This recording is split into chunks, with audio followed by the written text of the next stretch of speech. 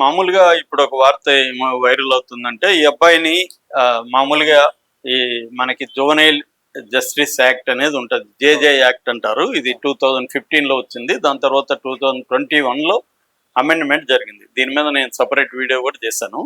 So ఈ juvenile justice act కింద 18 ఏళ్ల లోపు పిల్లలు క్రైమ్ చేస్తే, ఈ క్రైమ్స్ కూడా 3 రకాలుగా ఉంటాయి. పెట్టి క్రైమ్, సీరియస్ క్రైమ్, హెయినస్ క్రైమ్. హెయినస్ అంటే రేపు, మర్డరు, కిడ్నాపింగ్, అబ్డక్షన్ ఇలాంటి వాటిని హెయినస్ క్రైమ్స్ అంటారు. ఈ దీంట్లో ఏమవుతుందంటే 18 లోపల పిల్లలు చేస్తే వీళ్ళని ఈ యాక్ట్ కింద వీటికి సపరేట్ గా జువెనైల్ జస్టిస్ బోర్డు అంటాం.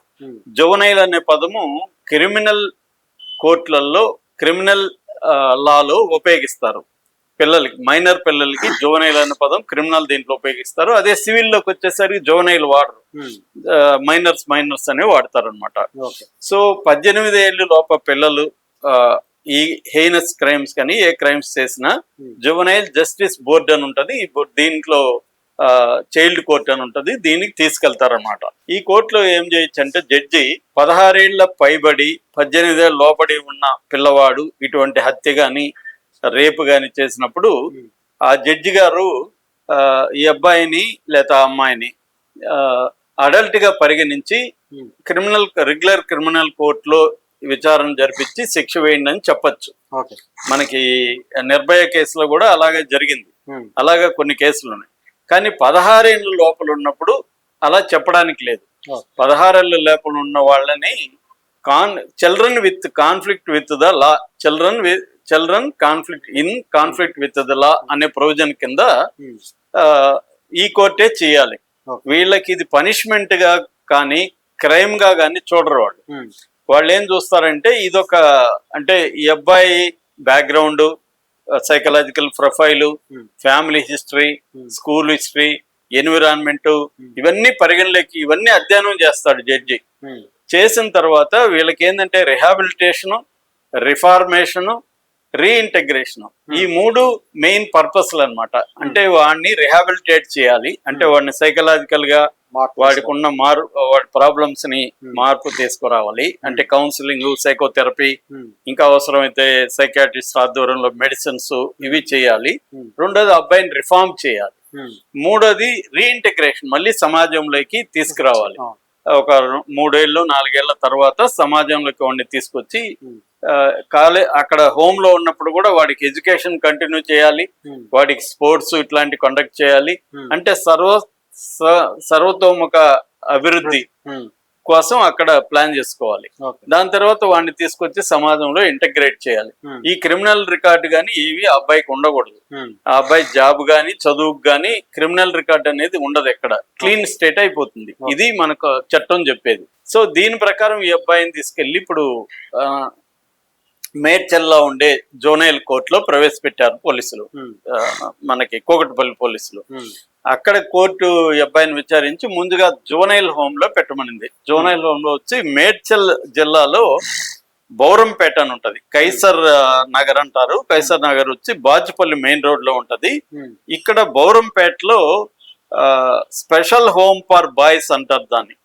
తెలంగాణ ప్రభుత్వ స్పెషల్ హోమ్ ఫర్ బాయ్స్ అనే ఒక హోమ్ ఉంటది. దాంట్లో ఈ అబ్బాయిని పెట్టారు. ఈ అబ్బాయి వెళ్ళగానే అక్కడ ఎక్కువ మంది, అక్కడ నేరం చేసిన ఈ పిల్లలు ఎక్కువ మంది ముస్లిమ్స్ ఉన్నారని చెప్తున్నారు. ముస్లిం పిల్లలు ఎక్కువ ఉన్నారు.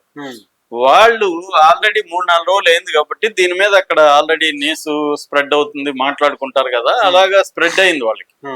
సో స్ప్రెడ్ అయ్యి వాళ్ళు ఆల్రెడీ ఎక్స్పెక్ట్ చేస్తున్నారు, దొరికాడు అనేది కూడా తెలిసింది కదా ముందే ఇక్కడ తీసుకొస్తారని. రాగానే వీళ్ళు ఆగ్రహంతో కొట్టారని. ఎందుకంటే ఒక చిన్న పాపని ఇంత క్రూయల్ గా చంపాడు వీడని. మామూలుగా ఇది నేను ఎప్పుడు హోమ్స్ నేను కూడా విజిట్ చేశాను. ఎందుకంటే నేను మా వైఫ్ మా ఫ్రెండ్స్ కలిసి ఈ రన్ అవే చిల్డ్రన్ మీద ఒక డాక్యుమెంటరీ తీసాం.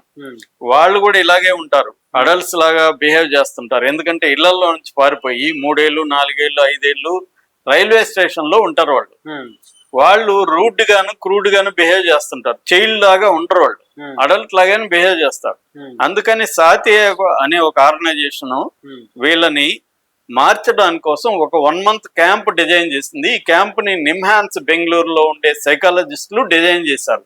అంటే ఫస్ట్ వీక్ ఎలా ప్లాన్ చేసుకోవాలి, second week, third week, fourth week. అంటే వాళ్ళ పర్పస్ ఏంటంటే అడల్ట్స్ గా మారిపోయిన పిల్లల్ని మళ్ళీ చిల్డ్రన్ గా మార్చాలి ఈ 1 month లో క్యాంపులో. ఇది ప్లాన్ అన్నమాట. ఎలా మార్చాలి అనే దానికి ఎవ్రీడే ఒక ప్రోగ్రామ్ పెట్టుకొని వాళ్ళు సక్సెస్ఫుల్ గా నడిపారనమాట. వాళ్ళు 20-30 ఏళ్ళుగా చేస్తున్నారు. 80% సక్సెస్ రేట్ వాళ్ళది. దాని మీద అంతా మేము డాక్యుమెంటరీ తీసాం. యూట్యూబ్ లో ప్లాట్ఫామ్ నెంబర్ 8 అని డాక్యుమెంటరీ ఉంటుంది. ఎందుకంటే సికింద్రాబాద్ ఈ కిడ్స్ ఎక్కువ ఉండేది ప్లాట్ఫామ్ నెంబర్ 8 లో అనమాట. అందుకని మేము ఆ టైటిల్ పెట్టాం. అప్పుడు నేను రీసెర్చ్ చేసేటప్పుడు ఈ హోమ్స్, జూనైల్ హోమ్స్ కూడా వెళ్ళాం. అంటే ఈ పిల్లలు ఎలా బిహేవ్ చేస్తారు ఇవన్నీ తెలుసుకుందాం. కొంతమంది బాగా టాలెంట్స్ ఉంటాయి వీళ్ళకి, కానీ వీళ్ళని ఎవరు కంట్రోల్ చేసేవాళ్ళు కానీ, ప్రేమ చూపించేవాళ్ళు కానీ, అడల్ట్స్ ఆధ్వర్యంలో వీళ్ళు ఉండరు కాబట్టి వీళ్ళే అడల్ట్స్ లాగా బిహేవ్ చేస్తుంటారు. సో వీళ్ళు క్రైమ్ చేస్తారు. ఒక్కోసారి మేము క్యాంపు నడిపేటప్పుడే ఒక కుర్రాడు ఇక్కడ కట్ చేసుకున్నాడు గొడవ వచ్చి పక్కనోడితో. అంటే గొడవలు వచ్చినప్పుడు వాళ్ళు కోసుకుంటారు వాళ్ళని వాళ్ళు దారుణంగా. తర్వాత గాంజా స్మోకింగ్ ఇవన్నీ ఉంటాయి వాళ్ళకి. అక్కడ 2 అమ్మాయిలు కూడా ఉండేవాళ్ళు రైల్వే స్టేషన్ లో. వాళ్ళు కూడా అసలు చాలా ముదురులుగా ఉండేవాళ్ళు. అంటే రూట్ గా మారిపోతారు. రూట్ గా మారకపోతే అక్కడ బతకలేరు.